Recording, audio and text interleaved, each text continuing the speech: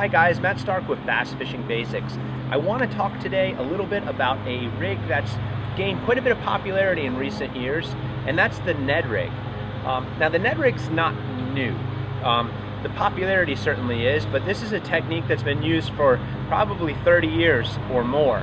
This is essentially just a round-nosed jig head equipped with a 3-inch stick bait or cut-down finesse worm.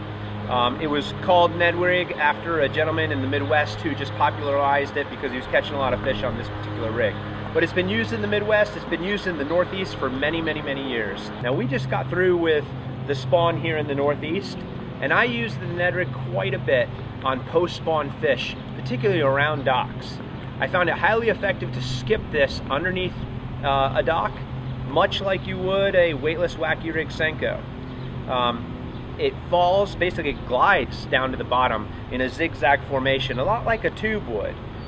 So that fall, combined with the Ned Rig's diminutive size, ends up being a tasty morsel for a bass of almost any size. You can catch giant bass on quite a small worm. Using the Ned Rig in that application has been extremely effective. Not only is it incredibly easy to skip under docks, but it's a different presentation than the typical wacky rig Senko or jig that is presented by 99% of all anglers targeting those same bass. I've followed directly behind boats that had 2 anglers on them with wacky rig Senkos peppering docks and gone right behind them and caught multitudes of fish on each and every dock behind these gentlemen. So that alone proved to me the effectiveness of this particular bait. Now, there are lots of companies making different round-nosed jig heads. I'm not going to tell you which ones you have to buy. I'm using Riot Bait's Panic Button. It's available in 1/8, 3/16, and 1/4 ounce. For most applications, that size spectrum is perfect.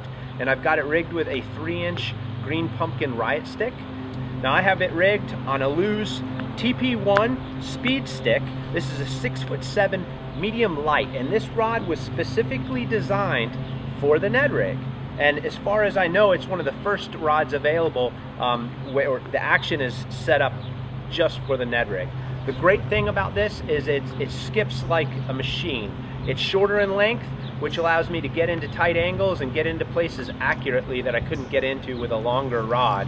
As you see with the medium light action, it's a fast tip. So although I've got the whippiness on the front end, the backbone basically starts about three-quarters of the way up this rod blank. Now it's equipped with the American Tackle microwave guide systems. That'll reduce your wind knots. It increases your casting distance a little bit by essentially necking down that first guide here. And it has wind grips, which are typically not offered on rods in its price range. It's a $99 price point. And I've got it equipped with the Speed Spin. This is the 300 series metal. It's a new reel from Lew's, and they did it right. It's a solid frame. It's got a beautiful, beautiful drag on it. Incredibly smooth, and I could not be happier with this rod for this particular application. So next time you're in a store, if you see some round-nosed jig heads, go ahead and pick them up. Give the Ned Rig a try, and I'm sure you'll catch some more bass. I'm Matt Stark with Bass Fishing Basics, and we'll see you next time.